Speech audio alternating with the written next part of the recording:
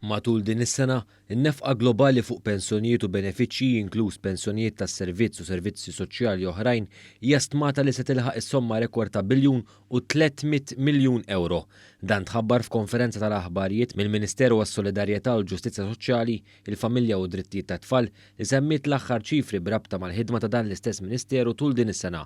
Fil-fatt fi preżentazzjoni dettaljata, is-Segretarju Permanenti fih dan il-Ministeru Mark Musu spjega li l-akbar nefqa ta' din is-sena hija attribwita għal pensjonijiet u l-benefiċċji soċjali din tammonta għal biljun 130 miljun euro. Dan huwa rifless f'madwar 2 miljun pagament ta' pensjonijiet u benefiċċji soċjali minn dawn 93.5% saru bi kreditu dirett fil-kont bankarju tal-benefiċjarji waqt li 6.5% biss saru b'ċekk.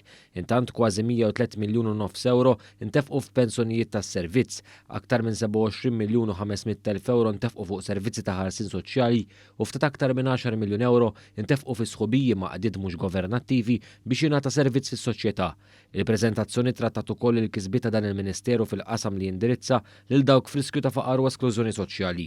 Fil-fatt hawnhekk Musu spjega li meta mqabbel mal-2013, 2 minn kull 3 persuni m'għadhomx f'ċaħda materjali severa, 3 minn kull 5 persuni m'għadhomx f'ċaħda materjali, 1 minn kull 5 persuni m'għadhomx f'riskju ta' faqar u esklużjoni soċjali u 3 minn kull 5 persuni m'għadhomx jgħixu fuq l-assistenzi soċjali u qed jaħdmu. Musu ma' One News spjega wkoll kif ġie mmarkat tnaqqis fil-ħruġ għall-pensjoni tal-invalidità u dik mhux kontributorja, din anke flimkien ma' nefqa fuq assistenza soċjali e kif komplew joqsu l-benefiċjarji. Illum qed nitkellmu li għandek madwar 60% anqas jiddependu fuq l-assistenza soċjali milli kellek minn snin ilu. Ovvjament dak ifisser li l-pajjiż qed jonfoq inqas flus biex jagħtihom benefiċċji soċjali fuq assistenzi soċjali li mbagħad qed imorru biex jiżdiedu l-pensjonijiet u biex jiżdiedu dawk il-benefiċċji l-oħrajn ta' tfal pereżempju tad-diżabilità illi huma tant bżonjużi.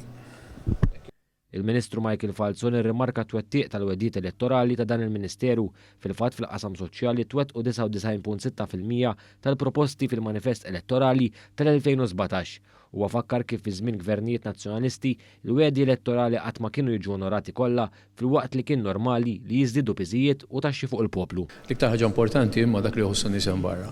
U għal darba wara darba l-poplu Malti dejjem kien fost dawk li l-aktar ħossu ottimist u konfidenti għall-futur. U b'mod speċjali fuq il-qasam soċjali hija xi ħaġa li ovvjament tagħtina kuraġġ biex naħdmu aktar.